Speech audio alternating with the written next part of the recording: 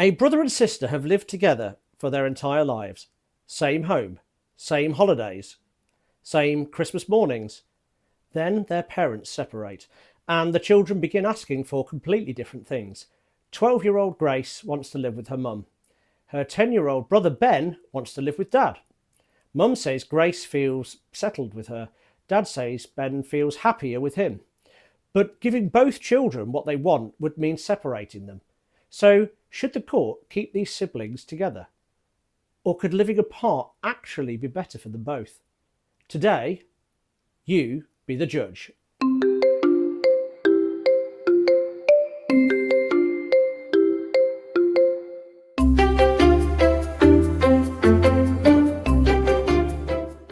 Hello and welcome back to Family Court, You Be the Judge.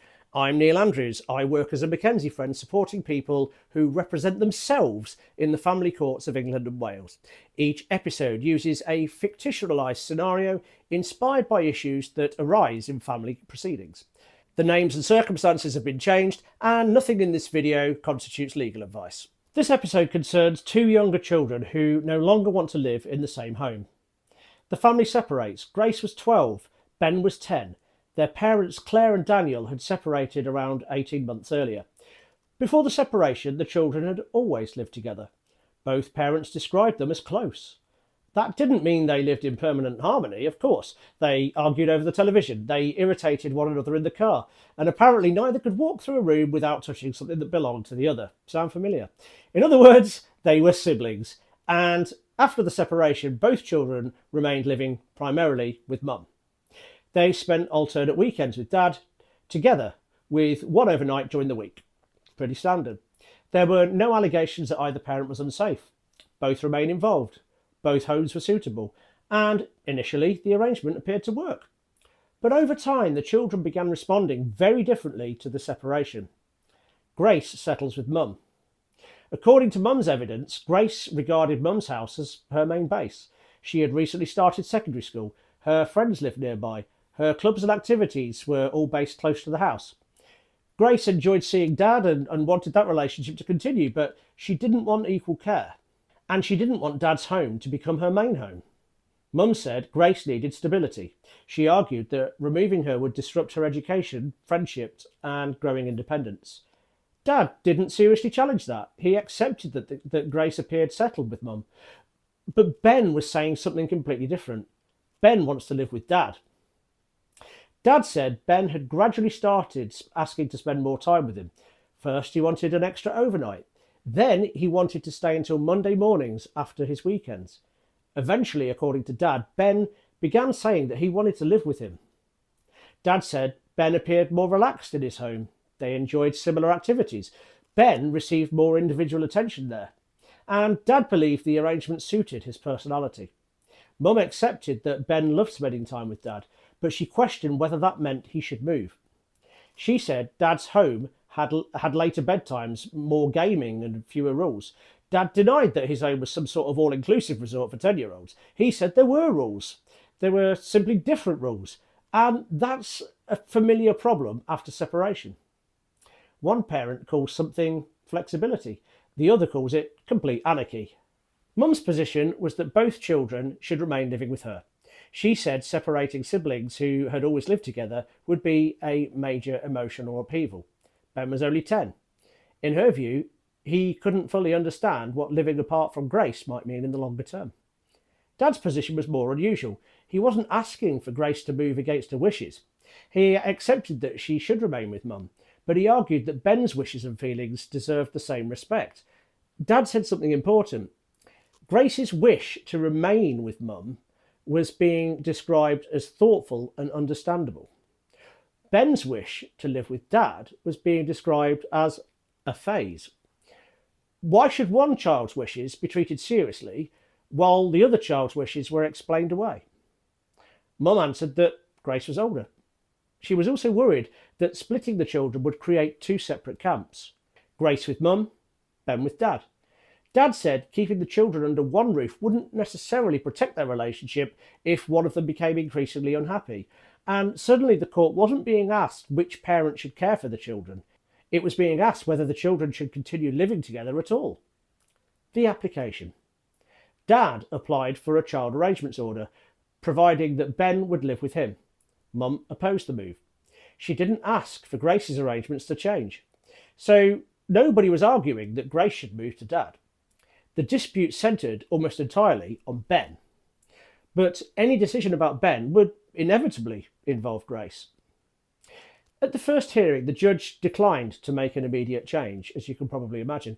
The court had statements from both parents, but it didn't yet have independent evidence about what the children wanted, why they wanted it, or whether either parent had influenced them.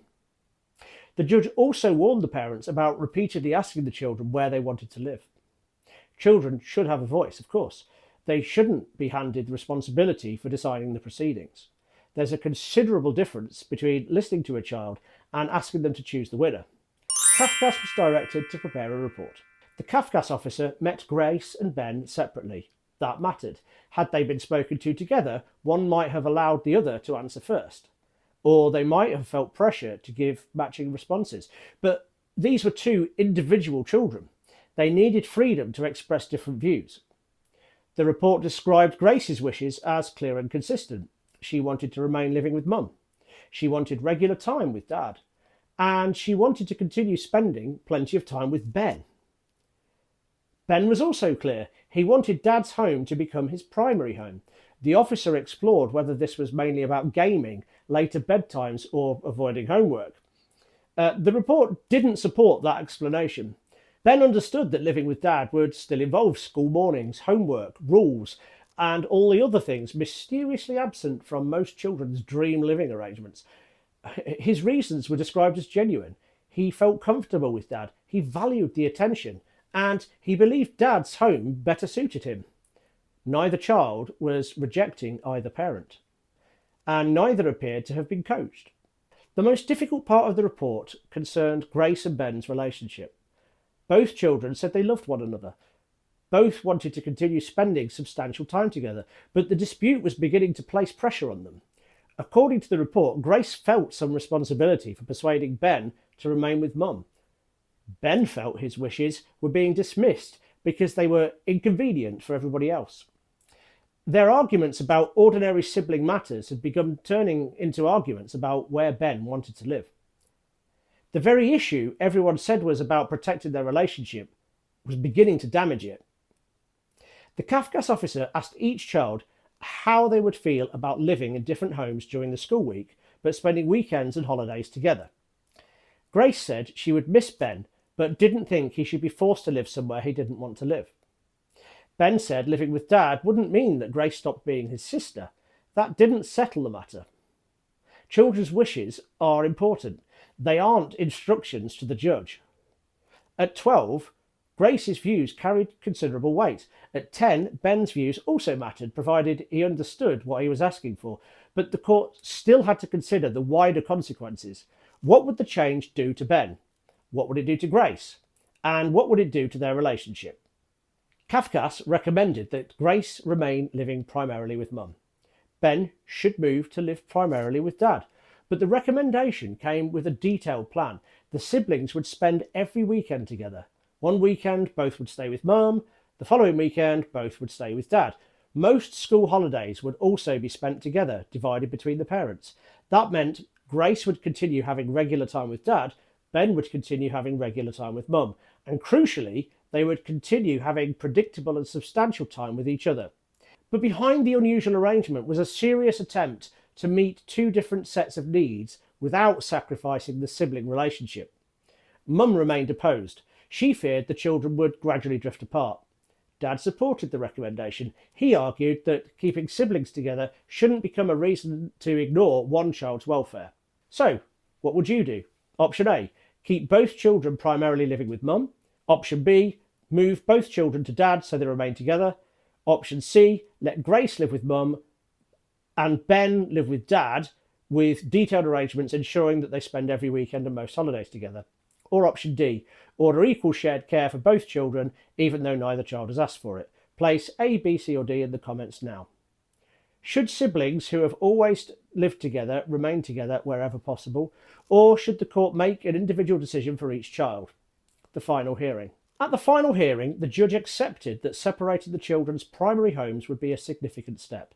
Grace and Ben had never lived apart.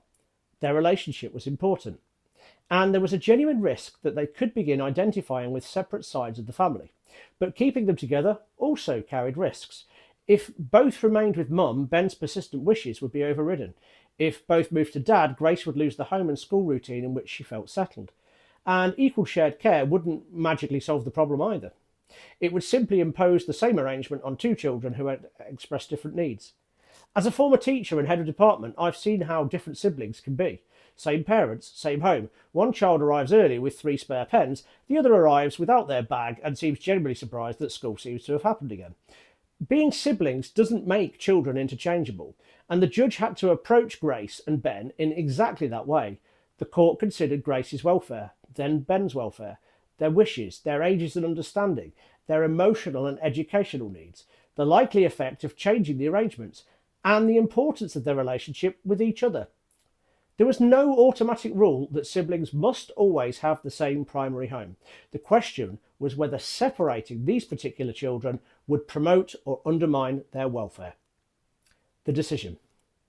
The judge accepted the Cafcass recommendation. Grace would remain living primarily with Mum. Ben would move to live primarily with Dad. The court also made detailed arrangements to protect the sibling relationship. As per the Cafcass recommendations, every weekend would be spent together, alternating between the parents' homes. Most school holidays would be spent together. The judge made clear that Mum hadn't won Grace, Dad hadn't won Ben. Grace wasn't Mum's child while Ben became Dad's child. Both children remained part of both families. The court had made 2 individual welfare decisions. Those decisions simply led to different primary homes. The judge also warned both parents against treating the arrangement as a family division. Neither parent was to suggest that one child had chosen them over the other parent, and neither child was to be used as a messenger, spy, or highly unreliable reporter on what happened in the other household. When the arrangements were reviewed several months later, both children were reported to be settled. Ben was managing well at Dad's home. Grace remained settled with Mum. The weekend arrangement meant they continued seeing each other regularly, and importantly, the arguments between them about where Ben should live had reduced. They no longer had to persuade one another of anything. In this scenario, allowing the children to live in different homes didn't destroy their relationship. It removed the dispute that had begun pulling them apart. That wouldn't be the right outcome for every family. Sibling relationships can be enormously important, particularly during separation, but siblings must always stay together isn't a complete welfare assessment. Sometimes protecting a sibling relationship means recognising that the children within it are different people. Your verdict. Did the judge get this right? Should Grace and Ben have been allowed to live in different homes, or should keeping them together have been the priority? Tell me about your decision in the comments. If your view changed during the episode, tell me what changed it. Please like the video, subscribe to the channel and share this episode with someone who thinks they'd make a better judge. Next time, a mother says her former partner was controlling and abusive throughout their relationship. The father denies the allegations. He says Mum is using them to prevent him from seeing their 6-year-old daughter. There are no previous findings by a family court. The child says she misses Dad. Should contact continue? Should it stop while the allegations are investigated?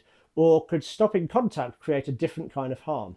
Leave your initial decisions in the comments, and next time you'll discover what happened. But until then, you be the judge.